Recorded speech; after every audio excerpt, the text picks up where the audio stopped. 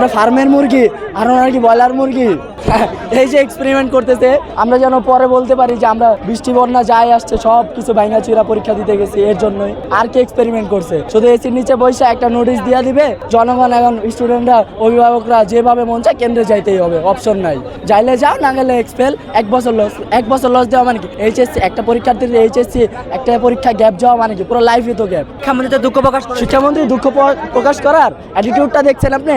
অ্যাটিটিউডটা দেখছেন কিভাবে বলছে?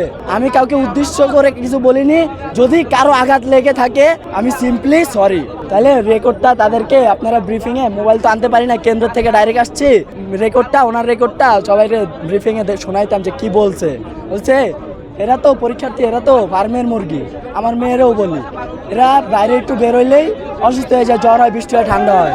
তার মানে কি আমরা ফার্মের মুরগি আর ওনার কি ব্রয়লার মুরগি?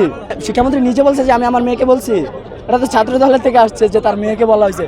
আমাদেরকে জাস্ট ঠান্ডা করার জন্য একটা নোটিশ দিয়েছে তারা, যে তার মেয়েকে বলছে, তার মেয়েকে বলছে এরা বলছে না, অন্য কেউ কেন থাকবে? আমরা সবাই ড্রেস পরা কেন্দ্র থেকে আসছি। আর যাদের পরীক্ষা ছিল না আজকে, মানবিক কিংবা আর্টসের, তারা হয়তো বা সিভিলে আসছে, কিন্তু আইডি কার্ড যা লাগবে ওনারা যা চেক করতে সব নিয়ে আসছে।